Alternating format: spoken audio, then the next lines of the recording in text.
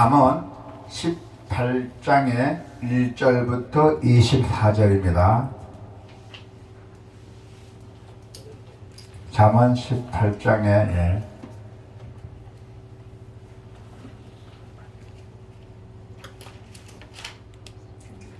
1절부터 24절.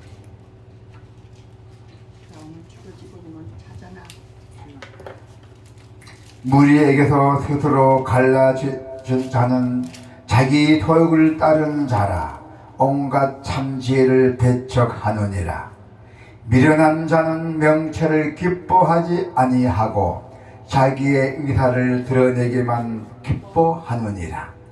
악한 자가 이를 때에는 멸시도 따라오고 부끄러운 것이 이를 때에는 능력도 함께 오느니라. 명철한 사람의 입의 말은 깊은 물과 같고 지혜의 샘은 솟구쳐 흐르는 내와 같으니라.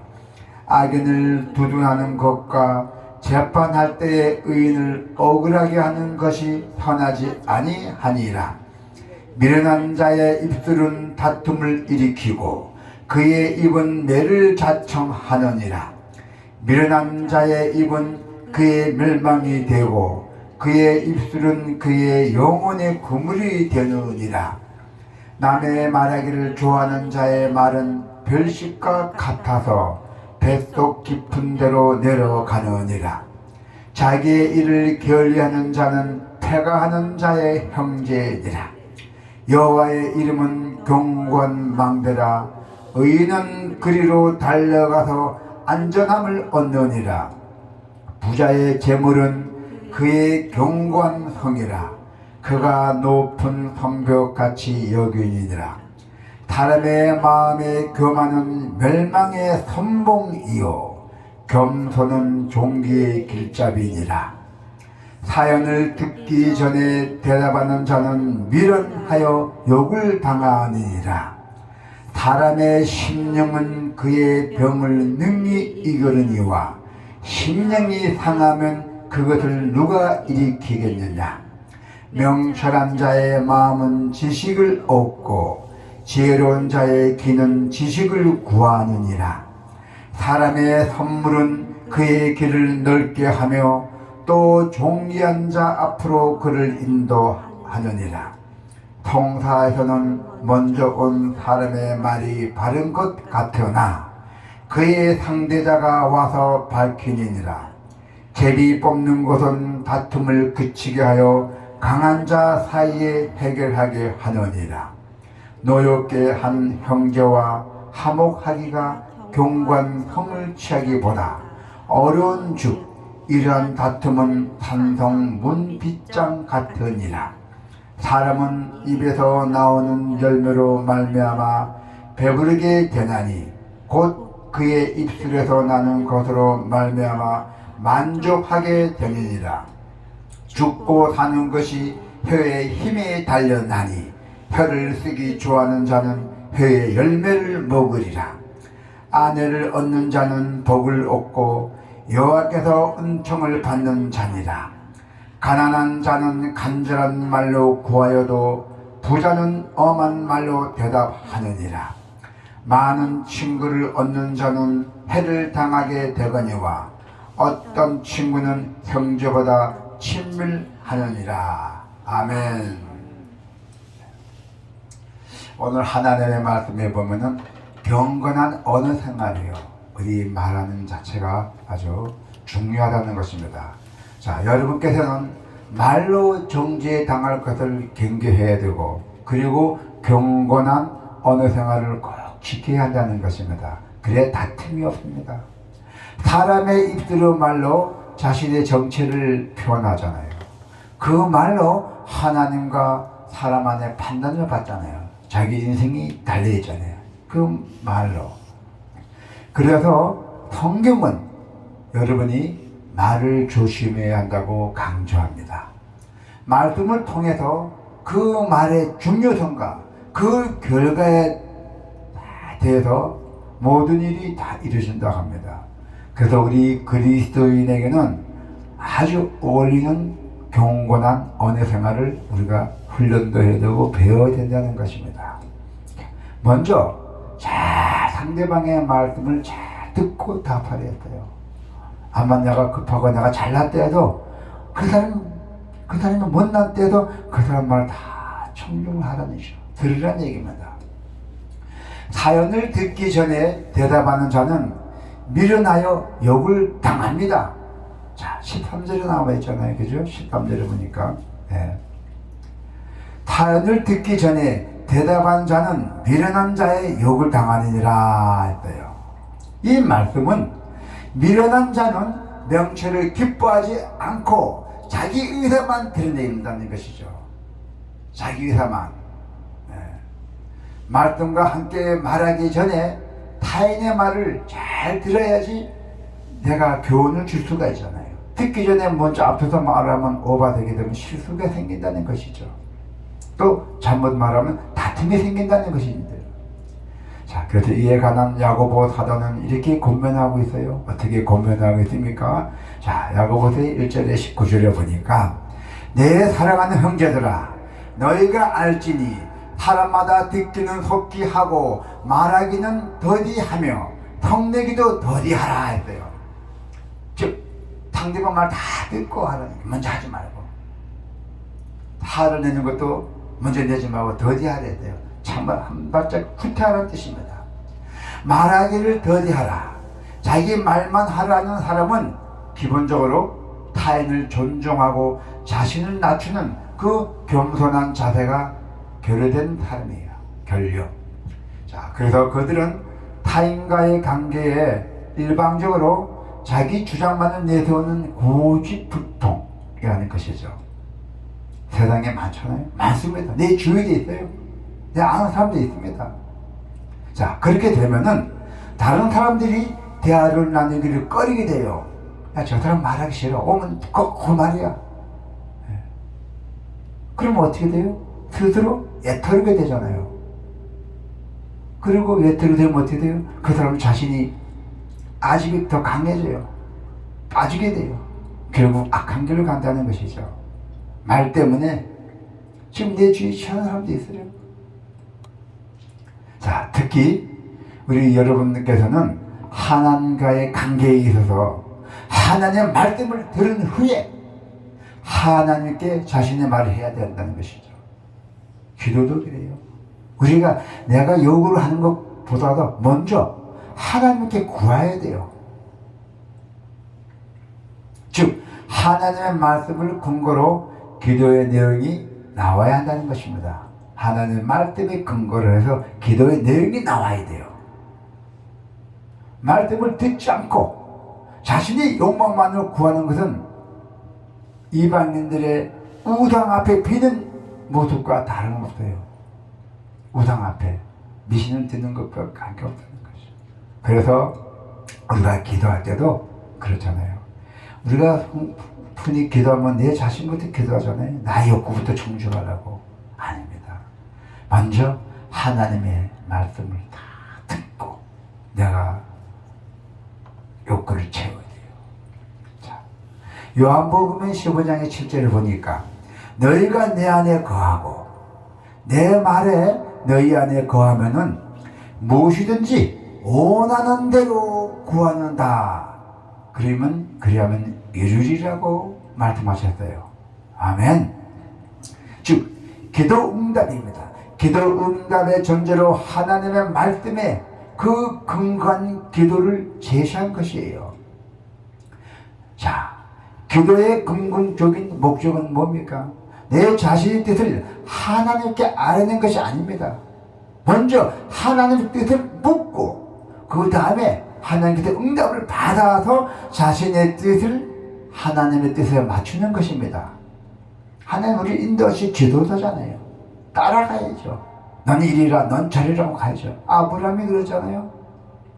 멀쩡히 밭에서 농사 짓고 있는데 내 고향에 내 태어난 고향에서 짓고 있는데 갑자기 하늘에서 너는 내가 지명한 데로 가라. 저 멀리 부산으로 가라. 애국으로 가라니까 아브라함이 깜짝 놀라고 그냥 잘못 잤대요.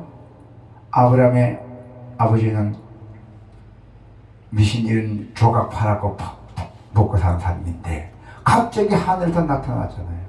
하나님께서 너는 이 집 다 버리고 저기 멀리 가라. 그럼 내가 너를 거대한 인물로 만들어주겠다고 약속했어요. 근데 이 아브라함이 그날 잠 못 자고 어떻게 해야 돼? 결국 하나님 말을 순종했잖아요. 네. 우리 성경에는 아브라함이 거대한 인물입니다. 네. 자, 그래서 우리의 기도의 궁극적인 목적은 내 자신의 뜻이 아니고 하나님께 아뢰는 것이 아니라 하나님의 뜻을 묻고 응답을 받아서 내 자신의 뜻을 하나님의 뜻에 맞추는 것입니다. 예수님이 십자가의 고난을 앞두고 아버지께 드리는 강고한 그 기도의 원리를 보여줬잖아요. 어떻게 돼? 여전히 십자가에서 다 묶었을 때 그 고난을 앞두고도 아버지께 드리는 강구가 그 기도의 원리를 보여줬어요. 어떻게 보여줬습니까? 마태복음의 26장의 42절을 보니까 다시 두 번째 나아가 기도하여 이르시되 내 아버지여 만일 내가 마시지 않고는 이 잔이 내게서 지나갈 수 없거든 아버지의 온대로 되시길 원하나이다. 아멘. 아버지 뜻대로 된다. 따라간다는 뜻입니다. 하나님이나 타인과 소통할 때도 듣기를 먼저 했잖아요. 듣기를 먼저 한 다음에 그 경우에 합당한 말로 덕을 세우시기를 바랍니다. 말로 인해서 심판받음을 기억하라 했어요. 말씀을 위해서 말로 인해서 심판을 받음을 기억하라. 죽고 사는 것이 혀에 힘이 달려나니 있잖아요. 21절 봐봐요. 21절을 보니까 죽고 사는 것이 혀에 힘이 달려나니 혀를 쓰기 좋아하는 자는 혀의 열매를 먹으리라. 자, 혀 말씀이잖아요. 우리 입에 혀가 없으면 말을 못하잖아요. 예. 그래서 죽고 사는 것이 혀에 힘이 달려있어요. 사람의 혀의 열매를 먹게 된다는 말씀입니다. 사람의 말에 대해서 하나님의 심판하실 것을 의미하는 겁니다. 하나님의 심판. 사람의 말은 마음에서 나오는 것이므로 마음에서 나오잖아요. 내 마음. 그래도 말로 받는 것은 당연한 것이잖아요. 내가 이 말하겠다 이 말 하잖아요. 전화해서 나 혼 좀 내주겠다고 혼 좀 내줘. 그 말이 막 나가잖아요. 그래서 누가복음의 6장의 45절에 보니까 선한 사람의 마음에 쌓은 선에서 착한 사람의 마음에 그 마음속에 쌓은 그 말씀이 쌓은 선에서 마음가짐이죠. 선한 말을 내고 악한 자는 그 쌓은 악에서 악을 내나니 이는 마음에 가득한 것을 입으로 말함이니라. 악한 말과 선한 말을 입으로 말한다는 뜻이죠. 예수님은 사람이 마음에 쌓아서 가득한 것을 입으로 말한다고 분명하게 말하고 있습니다. 악한 자는 거짓의 아비인 마귀를 따라 거짓말을 많이 합니다. 그러나 우리 여러분은 거짓과 함께 하실 수가 없잖아요. 여러분은. 그죠? 우리는 예수 믿는 삶에서 물론 선의 거짓은 있어요. 그러나 우리가 거짓말해서 남이 이제 큰 피를 주거나 잘못 거짓말했다고 하면 그 사람에게 죽음까지 줄 수도 있어요. 네. 자, 우리 여러분은 거짓과 함께 하실 수 없습니다. 왜? 하나님의 자녀로서 하나님의 자녀로 속한 자입니다. 여러분들은. 그래서 정직하고 바른 말을 해야 한다는 것이죠. 자, 여러분 여기에 보면 성경에 보면은 초대교회에서 일어난 일이 있어요. 이 성경에 나와 있습니다. 어떻게 볼까요? 여기 초대교회에 다니는 아나니아와 삽바라는 부부가 있었어요. 네. 이 부부는 자기의 재산 땅을 팔았어요. 땅을 팔았으면 11조를 탁탁 내야 되는데 거기 써있어요. 자, 11조 뭡니까? 10분의 1이랬잖아요. 그죠? 1000만 원 받으면은 100만 원 내야 되는데 이 부분을 땅을 팔아서 일부를 감췄어요. 1000만 원 파는 걸 500만 팔았다고 12조를 50만만 냈다는 얘기죠. 그래서 이 부분은 땅을 팔아서 일부를 감추고 헌금을 하면서 전부를 바쳤다고 거짓말했어요. 그래서 어떻게 됐어요? 큰 대가를 죽음을 당했잖아요. 부부다. 아나니아와 삽바라가. 먼저 아나니아가 와서 너는 예, 얼마 11조가 보니까 빠졌다. 요것밖에 안 받아서 요것만 냈습니다. 그러나 그랬더니 지옥에서 하나님께 불러가고 막벌 불러가서 푹 죽었지. 그 다음에 거기 부인 사파라는 분 불렀어요. 솔직하게 얘기하라. 똑같이 되게 말을 짰잖아요. 똑같이 불러서 죽음 당했잖아요. 이는 하나님 앞에서 거짓말하는 것이 얼마나 무서운 것을 그 죄를 보여주는 장면이에요. 성경에 나와 있습니다. 그래서 세상 사람들은 습관적으로 거짓말을 하지만은 여러분들은 자신의 말을 하나님이 듣고 다 계시고 또 그 말로 심판을 받게 될 것임을 잊지 말아야 돼요. 심판은 당장 일어나는 겁니다. 때가 돼야 심판을 줍니다. 더디하신 하나님이잖아요. 빨리 화를 안 내잖아요. 노하기를 더디하신 하나님. 그 사람 회개 시간을 주는 거예요. 내가 거짓말을 들으면 정직에 회개하시기 시간을 주는 것입니다. 그때 못하면 심판을 받게 되죠. 계시록의 21장의 27절을 보니까 무엇이든지 복된 것이나 가증한 일 또한 거짓말하는 자는 결코 그리로 들어가지 못하되, 예, 천국에 들어가지 못하는 때입니다. 오직 들어가야 되는 것은 어린 양의 생명책에 기록된 자들만 들어가리라. 아멘. 예. 주님은 거짓말하는 자들을 결단코 영원한 하나님 나라에 들어가지 못한다고 분명하게 말씀하고 계십니다. 하나님과 사람 앞에서 하나님의 공의와 또 그 사랑의 법에 합당하게 말하는 자는 하나님이 약속하신 영생의 복을 받을 것이라고 말하고 있습니다. 아멘. 야고보서의 3장의 2절에 보니까 우리가 다 실수가 많으니 만일 말에 실수가 없는 사람은 곧 온전한 사람이라 능히 온 몸도 굴리시우리라 했어요. 이 야고보 사도는 사람은 다 실수가 많다 했어요. 우리 세상 사도 실수가 많잖아요. 만일 우리의 말에 실수가 없는 사람은 진짜 온전한 사람이라고 말씀하고 있어요. 자, 여러분, 이제 마지막 때에 자신이 한 모든 말과 행동으로 우리가 심판대 앞에 서게 될 것입니다. 분명히 있습니다. 꼭 기억해야 됩니다. 경고망동하지 마시고 언행을 바르게 함으로써 우리가 하나님께 영광을 돌려야 돼요. 할렐루야. 예수님은 주여 주여 하는 자마다 천국에 들어간 것이 아니라고 분명하게 말씀합니다. 천국은 바로 진실한 자에게만 주어진다고 합니다. 아멘.